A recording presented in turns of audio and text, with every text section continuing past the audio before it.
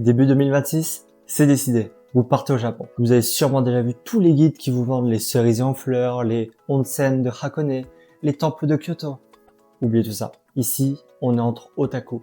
Et nous, on a des objectifs bien différents. Oubliez les temples, on va parler comiquette, collaboration et pèlerinage. Je vais vous donner mes 3 conseils pour choisir quand partir au Japon en 2026. Quitte à aller au Japon, autant vivre des expériences uniques. En tant qu'otaku, il y a certains événements auxquels il faut avoir participé au moins une fois dans sa vie.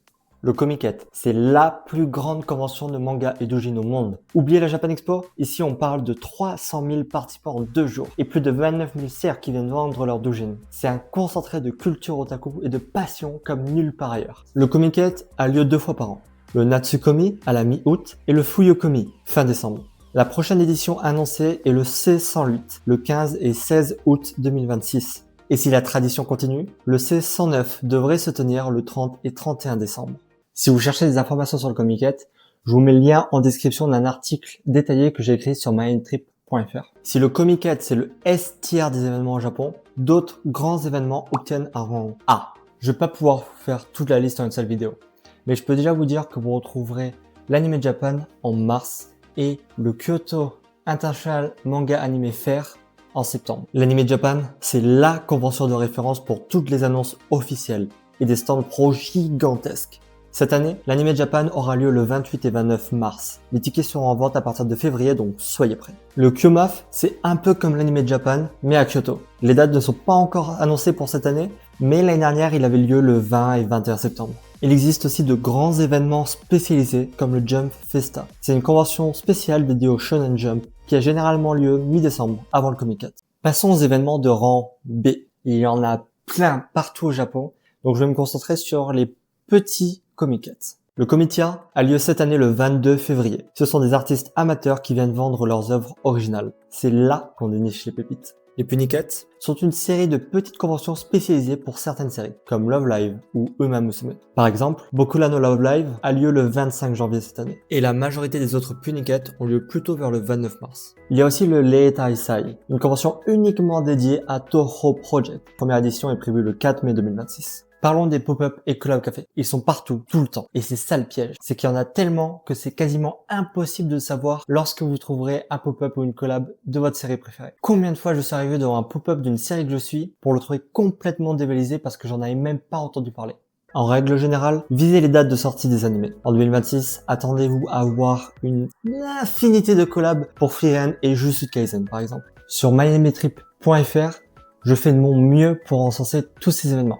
Donc, avant de partir, ou même une fois sur place, pensez à ajouter un coup d'œil à l'onglet événements du site. Vous avez prévu tout votre voyage. Vous restez 2 semaines à Tokyo. Vous allez faire le Team Labs, Joy Police, la Skytree. Là, on se connaît. On va partir au fin fond de la campagne pour prendre une photo de ce poteau qui apparaît à la 4e minute de l'épisode 12. Mais pour aller jusqu'à ce poteau, il va falloir marcher. L'année dernière, j'ai fait le Kansai en plein mois d'août. Il a fait minimum 35 degrés pendant 2 semaines. C'était pas une bonne idée. Si vous voulez visiter tous les lieux que vous avez prévus, il va vraiment falloir s'accrocher. Mais il y a le Natsukomi, donc c'est un compromis qui peut se comprendre. Sinon, le mois d'août et l'été de façon générale, c'est vraiment évité. Aussi, chaque région a ses propres événements locaux, festivals, expos. Jetez un œil aux sites locaux avant de partir. Et surtout, aujourd'hui, avec Google Traduction, tous les sites japonais sont accessibles en un seul clic. Et ça vous évitera de vous retrouver devant un musée fermé. Enfin, si vous voyagez pour un pèlerinage, vous voudrez peut-être prendre les photos les plus ressemblantes à l'anime possible. Les cerisiers en fleurs, une certaine luminosité. Les scènes des animés sont inspirées des lieux réels, donc essayez juste de voyager en même temps que se passent ces animés.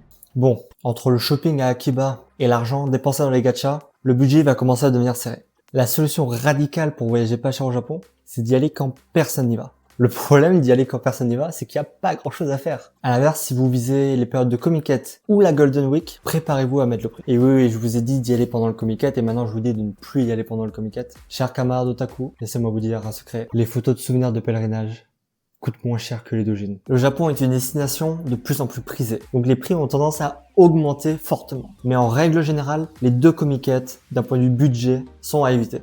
De même, la période des cerisiers en fleurs est à bannir pour un budget serré. Cette année, elle est prévue autour du 20 mars à Tokyo. L'autre période à éviter est la Golden Week. C'est la semaine de vacances nationales au Japon, avec le plus de mouvements intranationaux. Ça veut dire que tous les hôtels seront pleins et que chaque activité demandera plusieurs heures d'attente. Donc encore une fois, mieux vaut éviter la semaine du 29 avril au 6 mai en 2026. Ma reco personnelle, ça reste le Comiket.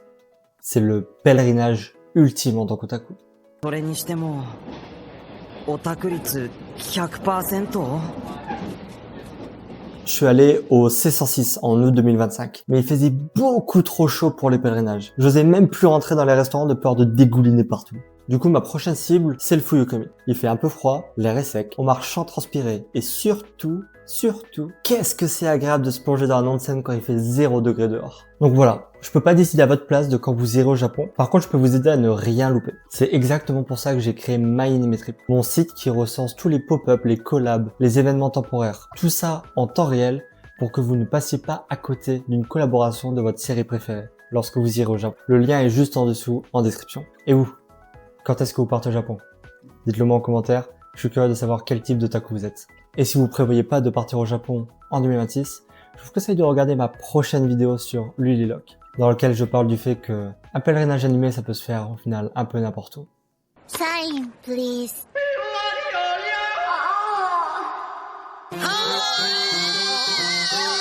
This page is awesome.